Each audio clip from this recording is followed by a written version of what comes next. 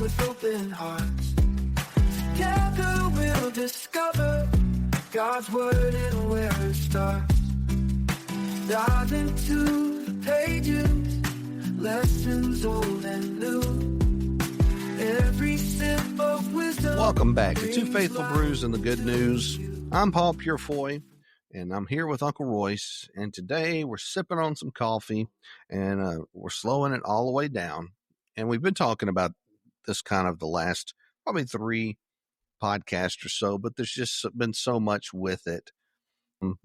We're just going to kind of slow it down, stay in the zone, and allow the Holy Spirit to just kind of lead, guide, and direct, because we want people to understand. We want them to understand who God is, where he came from, and his making decisions, how he orchestrates and made everything, and then has made the plans all the way through so that we can have opportunity to live life, and we can live life according to Scripture, and we can have a life that will allow us to live with him for eternity. So we're going to slow it down, and we're going to go back before the beginning here. And that's before Genesis 1:1, before time, matter, light, before us, Adam and Eve, Eden, where it's just God, pure, eternal, unchanging. And the question here is, does it really matter what you believe? And let's answer that by going to Genesis 1:3, where it says, and God said, let there be light, and there was light. But what's going on here? This is not just the introduction of physical light. This is the voice of God slicing through nothing and commanding existence to come into order. And when God said this, according to the Hebrew, this means it's a declaration of divine will. And him being majesty, power, and his name being plural and means more than one, and him also being able to unify everything together, the voice wasn't merely audible sound. It was actually a creative authority that was coming to light.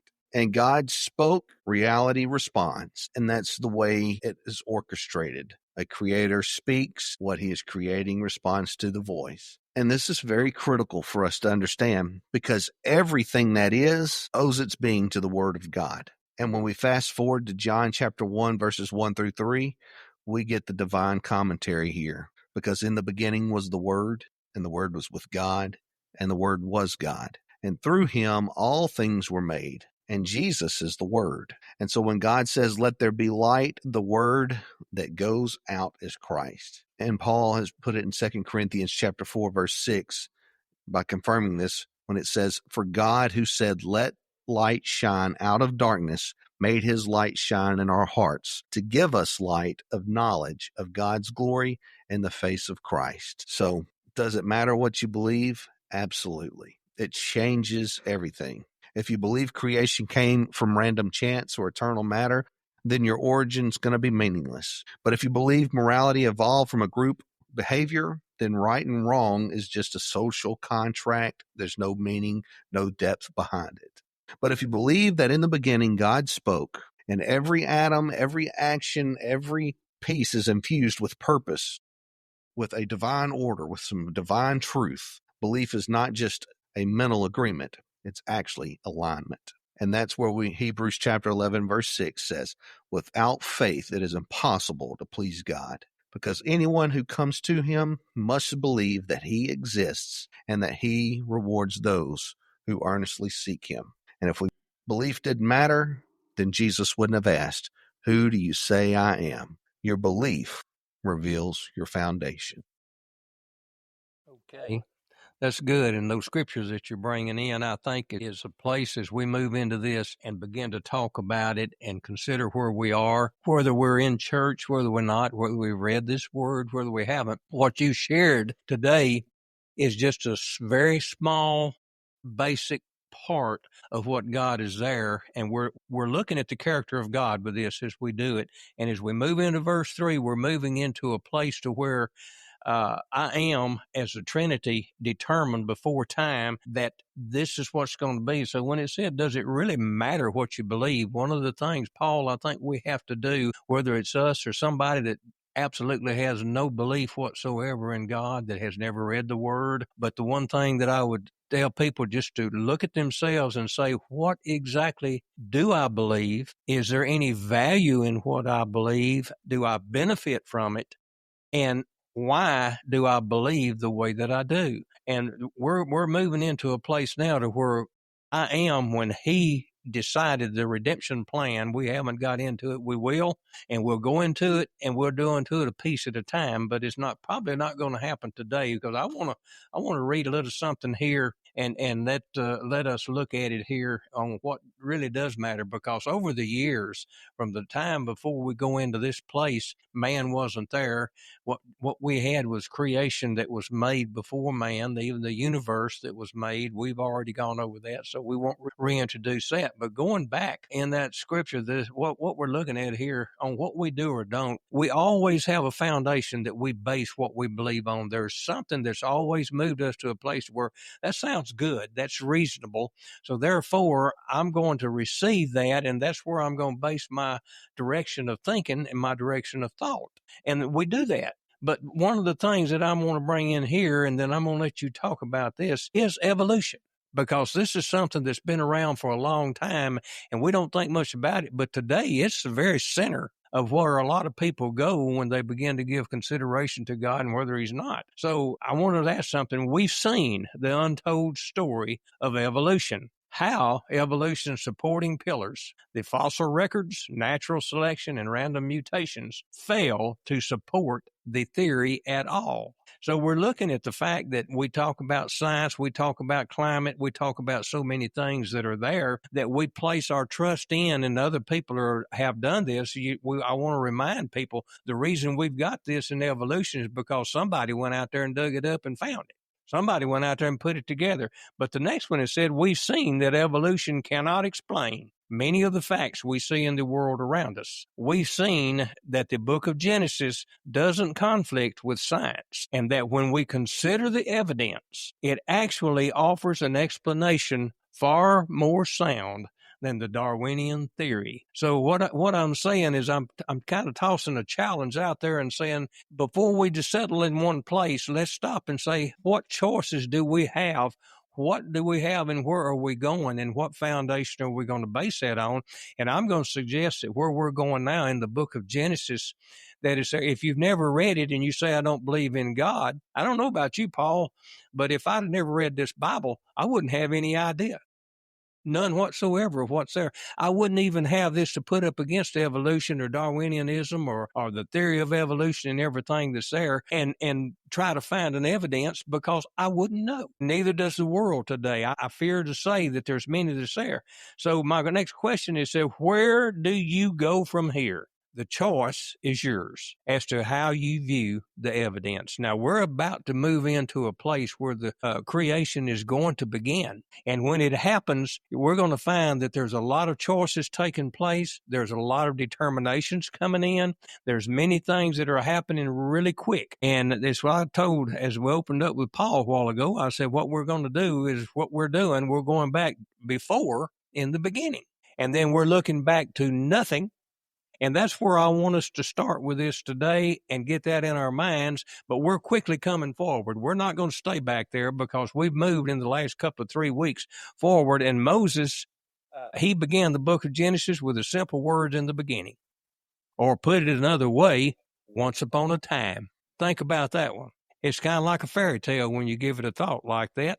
But it said he continued with God, but offers no explanation as to who he is, what he is, why he is, or how his presence came to be a part of the beginning. His declaration of creation in reference to a heaven and earth is also a reason to give pause and take time to consider the reality of his statements in verse 1 and then also in verse 2 as we come into this. And as we look at this and consider it, I want us to think about what Moses has done, because he has not tried to make a determination of any kind. He hasn't even played Paul. There's not even any mention of life in this until you get down to the end of verse 2, where it says, and the Spirit hovered and moved over the waters. That's the first hint that there was anything like life. Now, I'm going to go back and just for a minute to evolution and say, if there was evolution, that's there and you believe in that, you've got to believe that there was life somewhere back there. We don't know how many millions of years, but we do know that it's back there. And guess what? Science has proved it over the years, and as science has gone forward, it's shown some things. But when we look in that direction, we have to say, wait, I do have another option. This God he's talking about that's there, he just makes a very simple statement that, hey, he's a fact. What he's saying, this is something that I have had a relationship with him, and I'm just presenting him, and I'm going to present what I've learned and what's there. So as we get ready to go into verse 3, Paul, some of those scriptures you read a while ago really gives a foundation to what we're talking about here. So let me stop right there and let you talk a little bit if you've got something in there you want to kind of input into this as we go forward, because we're looking at a place to where choices is very strong. And even back then, even before Moses, God was making choices. And in verse 3, it really starts to clarify that. Yeah. So when we're looking at this, you know, when you're talking about evolution, when you get back to this portion where we're talking about here, before the beginning of time, before Genesis 1:1, before there's paper, before Adam, before any of that again, there was nothing, no silence, no blackness, there was just nothing, no space. It was just God, is what we believe. But if you're looking at it in this evolution thought, there was nothing. And that's exactly where the evolutionary worldview has to struggle to speak. You can't, math will teach us all day long. You can't get anything out of nothing. 0 times 0 is 0. 0 times 1 is 0. 0 times 2 is 0. Nothing comes out of it. So we've been told for generations now that evolution explains it all. But the truth is, it can't even explain the beginning. And we've already touched base about the Big Bang Theory and how that comes to place in previous podcasts. We don't want to go through it today. Go back and listen to those. But evolution doesn't answer where matter comes from. It doesn't explain where life got its spark. It doesn't account for consciousness, for morality, for precise fine-tuning of the cosmos. You can have mutation and natural selection, but you still haven't answered the real question here. Where did the first living cell come from in a lifeless world? Or go deeper still, where did the information coded in DNA itself, which is far more complex than any human-made language, originate? Darwin himself admitted the gaps in the fossil record. Modern science keeps trying to fill them, but the story is always changing. And that's the problem. If your beginning keeps changing, how can your ending ever be trusted? So where do you go from here when you look at that? Well, I think once again, we've got to stay in that place called choice. This is the centerpiece of the redemption plan. This is the centerpiece of what's there. So he said the choice is yours as to how you view the evidence. So I want to ask you something once again, and that as the people look at it, is you can choose to hold the view that there is no creator and that we are simply the result of a blind chance, a series of lucky accidents. Or you can decide for yourself how you should live and what values and principles would determine how you treat others. You can believe that man created God rather than the other way around. Paul pointed out 2,000 years ago in Romans 1:20-32 that people are quite content to find ways to reason around the evidence of a creator. They move into that place, and as we look into that and look at it. On the other hand, you can accept the evidence that there is a creator who cares about you in ways you can imagine.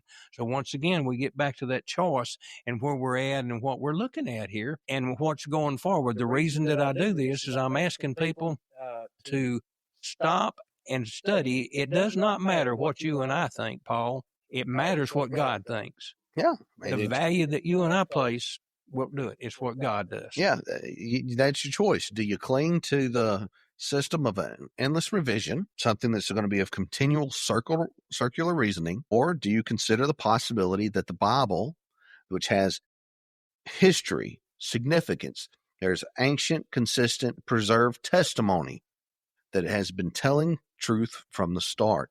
And in the beginning, God created the heavens and the earth, Genesis 1:1. It's not a mistake. It's not a myth. There was a human man, the real being that wrote it, that was inspired by the word, by the very voice of God. It's a statement of eternal fact that we have. So, and the beauty of the verse is it doesn't try to prove God. Not one time does that verse try to prove him. It just declares him that he is. That's good. He is, I am. That's good. And because in the worldview of Scripture, God precedes any explanation, he's the foundation. He's not ever going to be the footnote. That's good. I like that. I got a question I want to read. It just did it work right into what I want to do with this question. And the reason why is because Moses did not try to be somebody he wasn't. You and I are not Moses. We have not, even today, we don't have the relationship with God that Moses had. When he wrote this, he just simply wrote it as a statement of fact of what's there and what his experience has taught him. And he's placed his choices as he made them in God. He has decided this there. So I want to ask this question as we look at it. He said, what comes to mind said Moses is sharing a history of a creation by a God who is not known as present, and further states a physical creation that is also not known to be of a material or spiritual reality, with no foundation and no offering or validation for what he has declared. So what he's basically saying, this is what I believe. This is what I know. This is where I'm at, and I am giving you the story of God and the character of God, what I have learned in him and the relationship that I had with him, and it's in you. And I want to ask a question that I want you to kind of move. Why, Paul? Why is that the way that he presented this rather than trying to convince people of who God is? Why did he just make it a statement of fact and then just leave it as a choice for us? Because that's the way he was instructed to write it. Oh, wait, but who instructed that? The same one that created the cosmos, the same one that created what was before time. He says, I am. Moses said, who do I tell them sent me? I am. And it's that simple. We want to overcomplicate it because we can't accept the idea that there is something out there that can't be explained. There has to be some explanation of, well, there is an explanation. We just don't want to accept the explanation.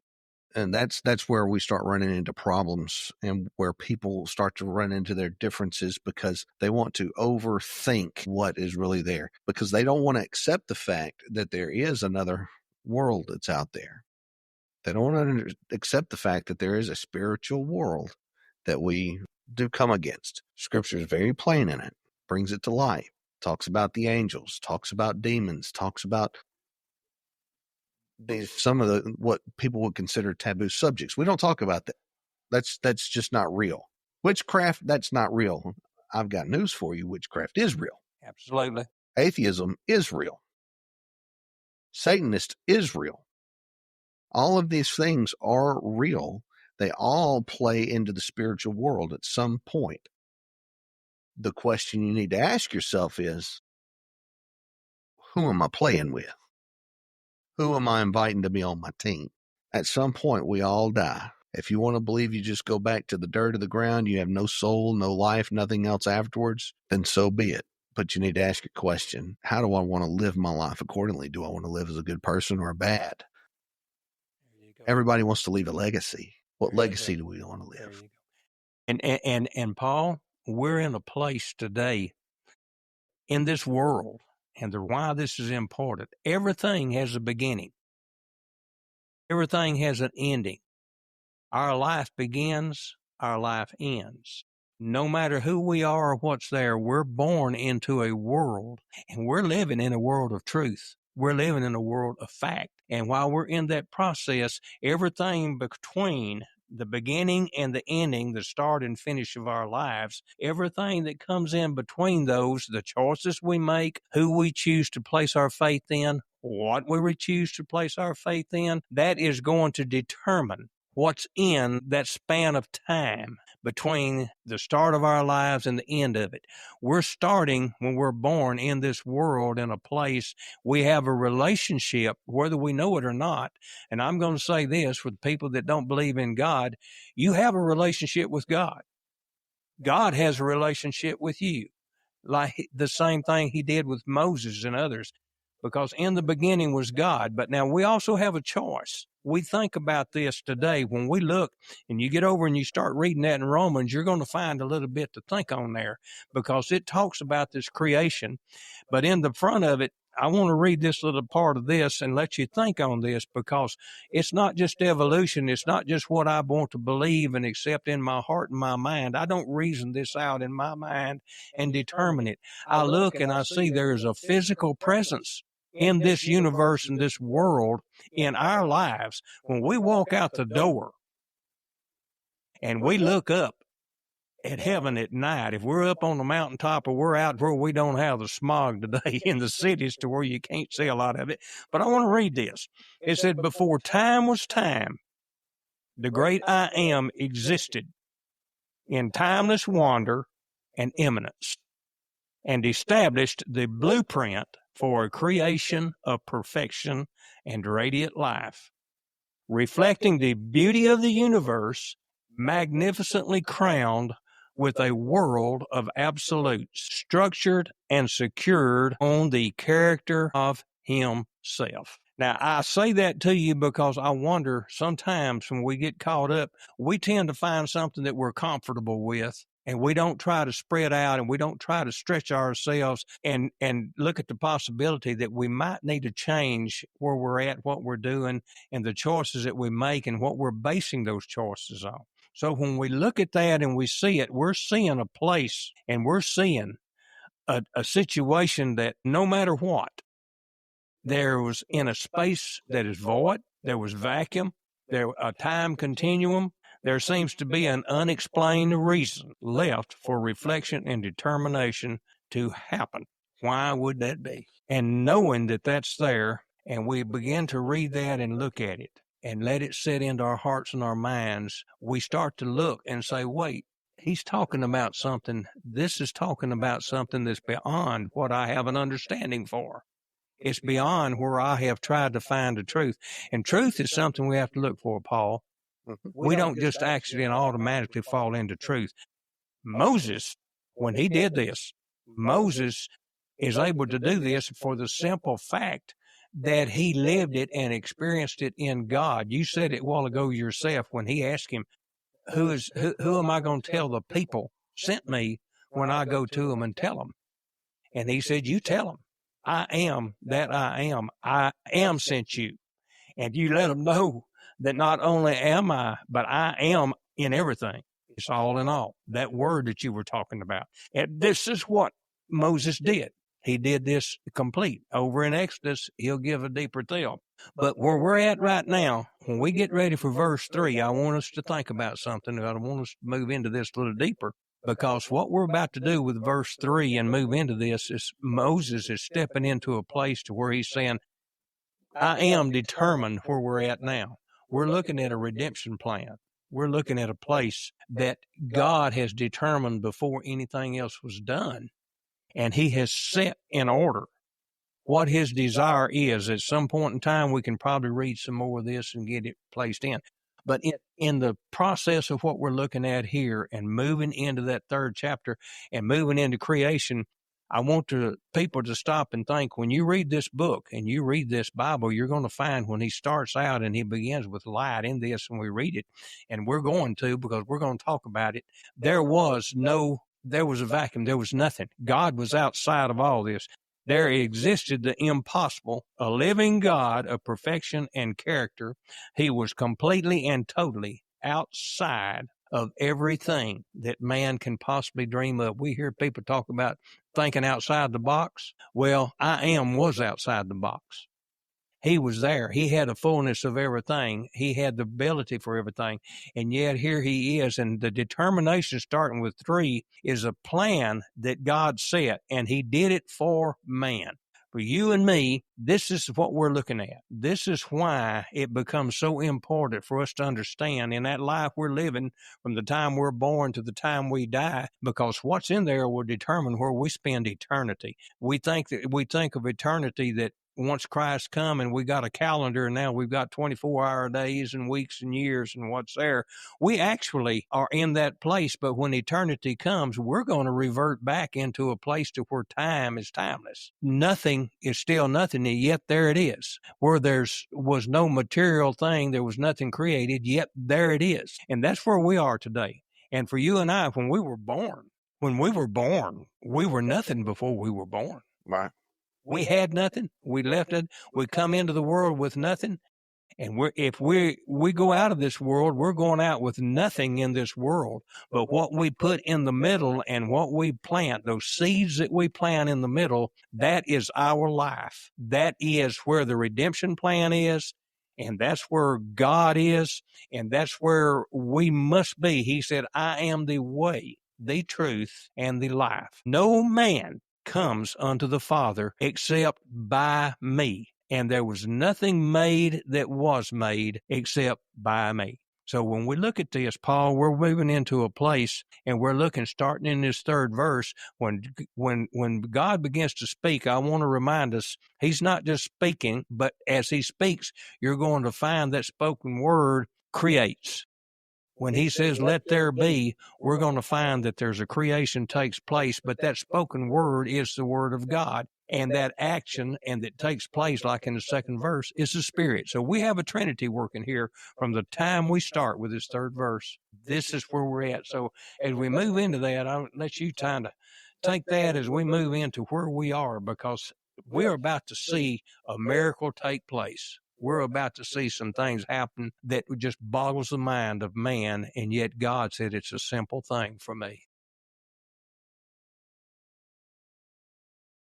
So let's look at Genesis 1:2. Now the earth was formless and empty. Darkness was over the surface of the deep, and the Spirit of God was hovering over the water. Now, hovering in the Hebrew, it's the image of a bird that is brooding over her young. It's not distant. It's not passive, but it's something that's intimately waiting. Okay. For there to be an intimacy, there has to be relationship. So here is an intimate waiting to bring life forth. So Elohim, which is the Spirit of God, his very nature, the Ruach, the spoken word, Ruach, the Elohim, the wind. This is before any movement, anticipation of creation. Like an artist that's ready to brush a color on some canvas, God was preparing. He hovered first, letting the plan start to unfold. Okay. So, and that's really interesting to think about, because when we see everything, it's like bam, wham, it just happens. But there's something here that shows there's a little bit more to it. It's like he's saying, just hold here. It's chaos that's there, but we're going to hold, we're going to hover. Let's prepare it. Because even in the void, God was going to be present. And even in the personal chaos, God's hovering, and he's preparing to speak light here. And this is where we come to verse 3. It says, then God said, that's the moment God declared into the darkness, but it's the moment that was preceded by something even deeper, that relationship. John 17:5 tells us that, Father, glorify me together with yourself, with the glory which I had with you before the world was. So before creation was community, Father, Son, Holy Spirit, Jehovah, the Word, the Spirit. This matters because we weren't created from boredom. We're created from abundance, from an overflow of unity, an overflow of the plurality of who God is. That's powerful. Creation wasn't God trying to find something to do. It was the overflow of his love, of his order, and of his glory that he brings to light. And God didn't create again out of the boredom of it. He didn't just sit there, I'm bored, I want to do something. No, he wanted to see something that was so powerful that it would change everything. This means the first movement, let there be, was not a lonely voice, but the divine declaration from community of perfect love. I don't know about you, but that's a powerful thought to think about. That's something that's very powerful. And that Hebrew phrase in Genesis 1 and 3, with he said, means to speak, say, and declare. And to speak is not merely communication, but this is where creative force comes in. And this is the unity we're talking about here. There's no separation in the Trinity at this moment. Absolutely.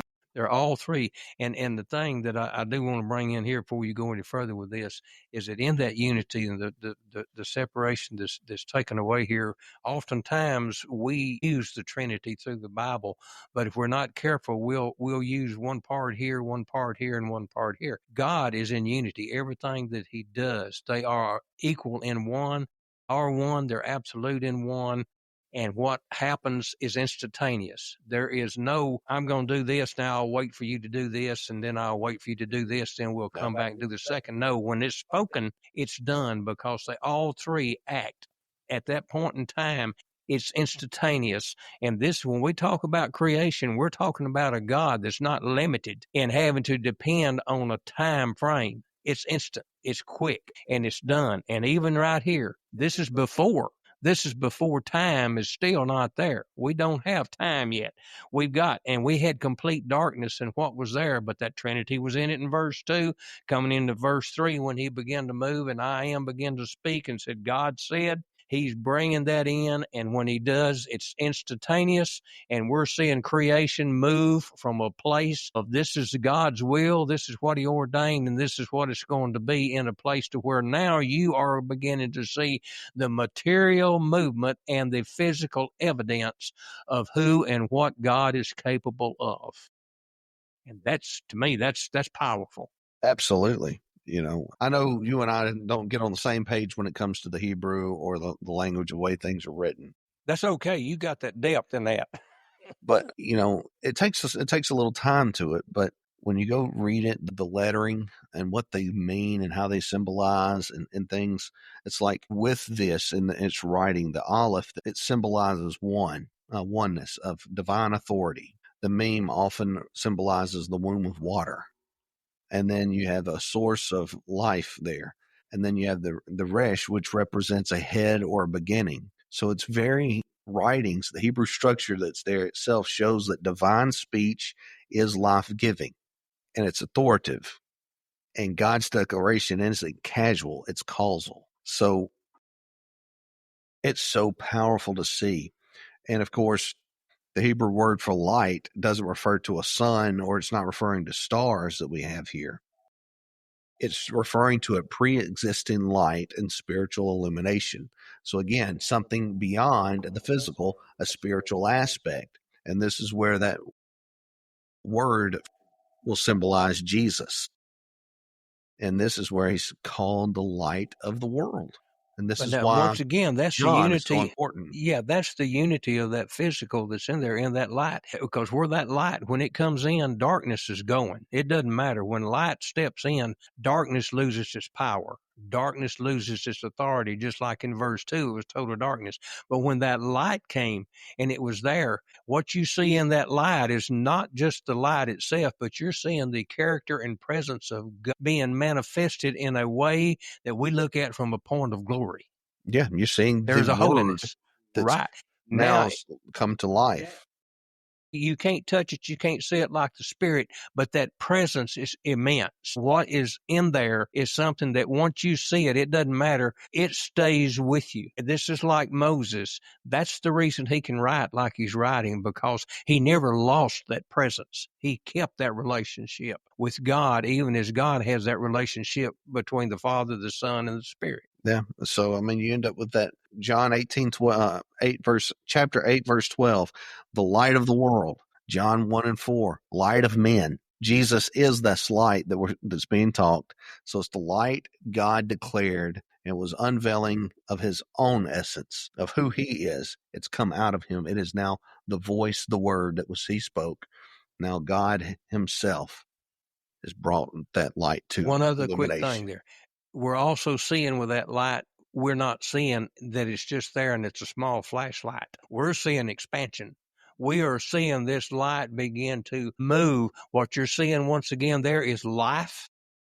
You're seeing the presence and character of God, and you're seeing the growth taking place. truth, life, divine glory. It's shining in the darkness. Light is 186,000 miles per second as measured. It's actually faster than that, depending on the atmosphere it's in. But as that measurement, and light never quits. Until something blocks it, light continues. The difference between a created light this way is that light is continual. And the best part with God, the atmosphere he lives in, light actually gets back to itself before it's ever left. It's ever present. It's ever eternal. And this is the thing. This with light, the godly light, the glory of God that's there, it's not, excuse me, it's not like the light that we get from the sun, the moon, and the stars. This light is a different light to that. This light is one that there will be no boundaries for it. There's nothing going to stop this, but this is eternal. And the reason why is not only do you see it physically and it's in your, is there for you, but it's a spiritual connotation that moves. Once again, it's that glory of God working and that expansion and movement that's there. This is the promise of Christ. So what we're seeing is the unfolding of the redemption plan and the Trinity. You're actually seeing that redemption plan beginning to take a physical form and coming into a place as God starts to prepare mankind to bring them and preparing his creation for us. He is setting together in perfection what he wants us to be, and that is he wants us to be in the character and likeness of him. And he is making a way because he knows that we're going to fail, but he also knows that I have provided a way. The act of speaking here in Genesis chapter 1-3, it comes from the pre-existing unity. And that means creation, again, is the overflow. It wasn't the experiment. Order was brought from chaos. It's not a reaction, but it's actual revelation. And then the world was formed to reflect the harmony of heaven, not to feel a divine loneliness. It's harmony, unity. You know, this is kind of like, look at it in this perspective. Just like a couple in love often creates life as a natural overflow of their intimacy.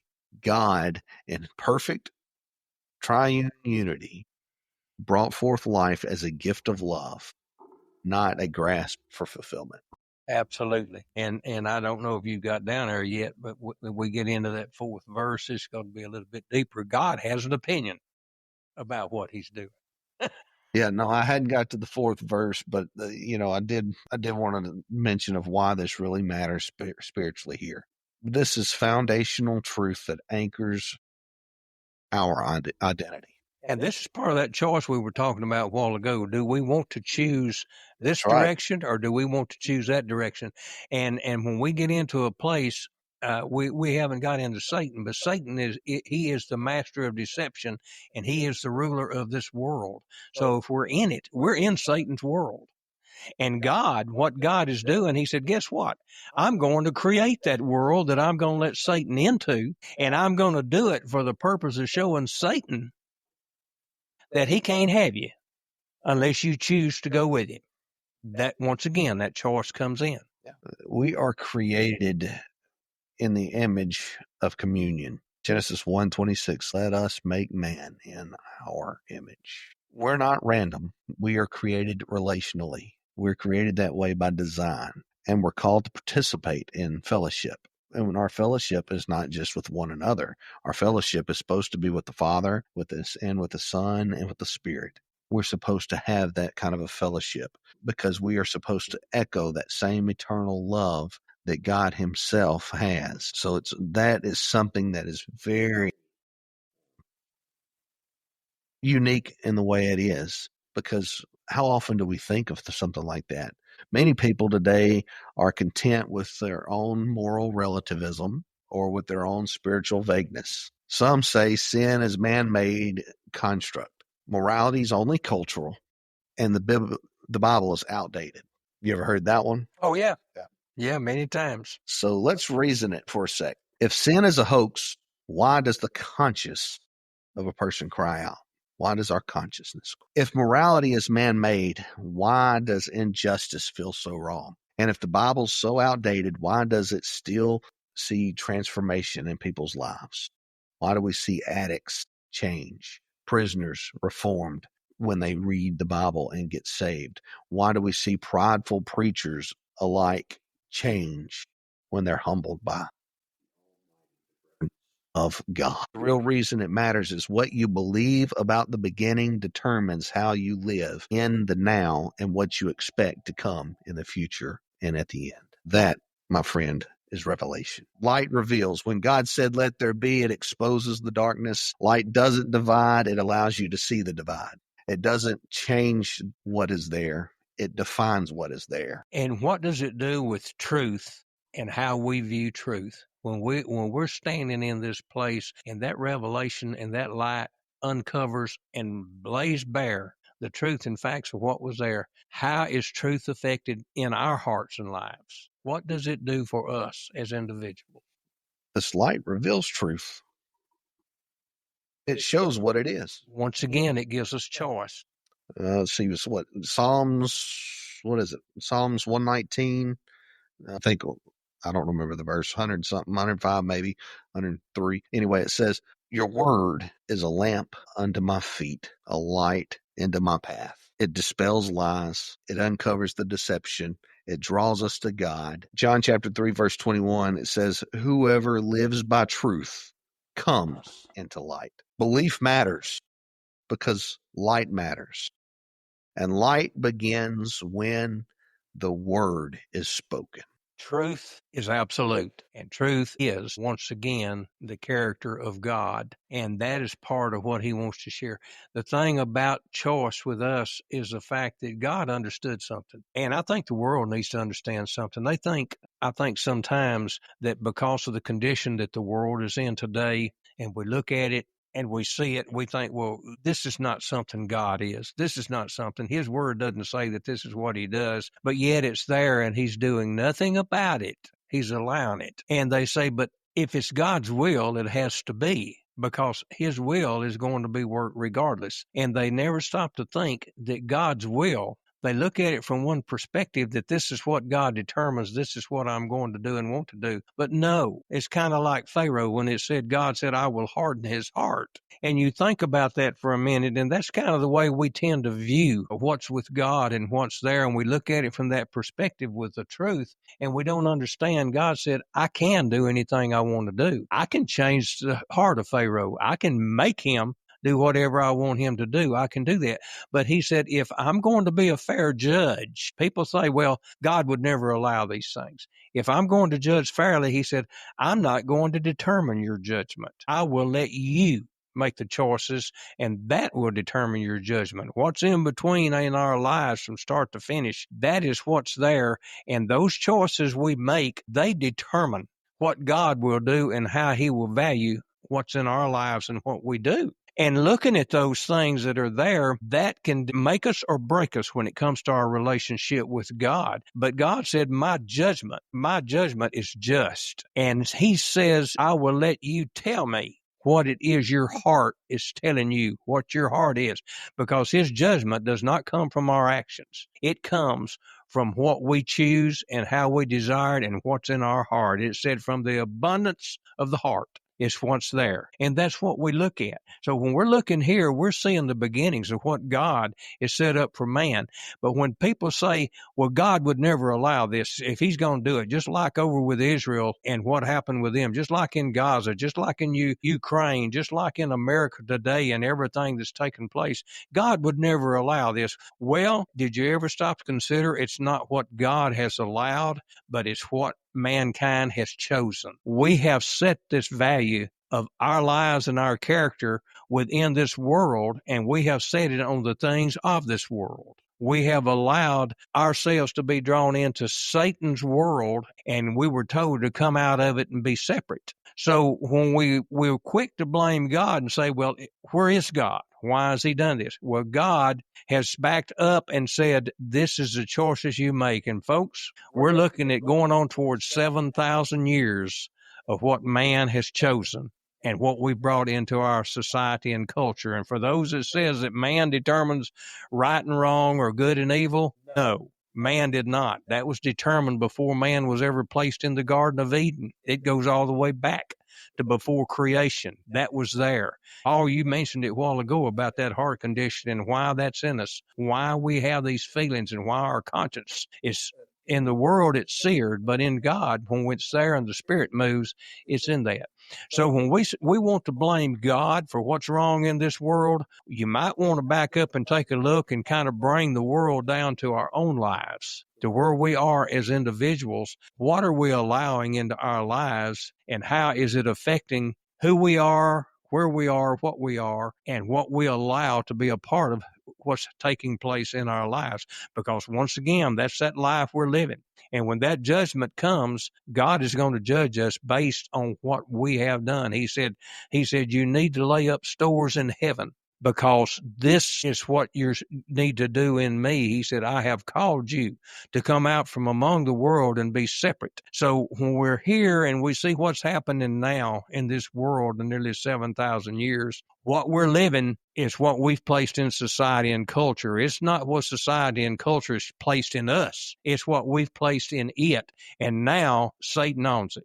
So if that's in our lives, then we've given an invitation to Satan to come in and deceive us and to use us as he sees fit. And that's the only way Satan can beat God, is if man tells God, I'm going with Satan, I don't care what you say. And that's when the rejection comes. But once again, it's a choice. So which story are you living in? Are you going to live in evolution, Darwinism? Are you a cosmic accident in meaningless universe? I want to go with Genesis 1:3. Before that time, there was nothing. There was not a blank page, no page at all, no time to recap everything. No stars, no space, no breath. There was only God. And then God spoke. And in an instant, nothingness bowed to the voice. Darkness made room for the light. The void was filled with purpose. And friend, that voice still is speaking today. That word still calls. And we have to ask ourselves, what voice are we going to listen to? Because if our worldview starts in silence, it will only end in the confusion. But if it starts with the voice of God, it will end in redemption. It will end with truth, and it will end with a life. And if you've been wandering in the dark and you listen to the voices of the doubts, of the culture, of the chaos, then you're never going to be shown the light, because you won't hear it. But if you hear the Lord say again, let there be light. Jesus said in John chapter 8, verse 12, I am the light of the world. Whoever follows me will never walk in darkness, but will have the light of life. That is not just some poetry that was written in the Bible. That is an invitation. And to believe in the one who was before the beginning, the I am, who speaks into nothing and makes everything, the Word who became flesh to bring light into the world. Genesis 1:3 is where creation becomes the visible part. Before it was visibility, it came the intent. Before light came the Word. Before the world came the I am. So it does matter what you believe, because what you believe about before the beginning will shape everything about how you will live now. So again, if you want to live in the evolutionism, the cosmic accidents, your morality is going to be fluid. Your identity is going to be negotiable. Your hope's only temporary. But if you'll believe in the spoken words of God, where God is into light, then your purpose will become anchored. You'll have worth of eternally, and you'll also have a destiny. The truth is not subjective. It starts with I am. Meaning isn't construct. It's a call. So where do you go from here? Okay. And this is kind of what we're looking. This reason it takes so long to do this is because, especially in these first few verses, is because we're seeing the character of God being introduced into the creation with which he's going. But the one major place that he's wanting to go and get to, and he's doing everything here for mankind. He is preparing a place of perfection in a universe and a world for mankind. But there is a reason for that. God had a purpose. God understood his purpose. God wants to redeem man. So I want to go through this. He knew, knowing that to make mankind with self-will and endowed with power and authority, complete freedom, and the ability to freely choose was essential. His own will, man's own will we're talking about, would need to be, God's own will would have to be abdicated, to allow for a plan of redemption and restoration when man failed. So what we're seeing is God has a recipe. He is the architect. He's the one that's put this blueprint together. And what we're seeing now is a masterpiece with which God is beginning his work. You mentioned something about all that a while ago in the universe and colors and everything that's there. That's exactly where God is here. That is exactly what's taking place here. And when he did this, his determination and what's here is all the foundation. We talk about being on the foundation and walking on that foundation and walking in the Spirit.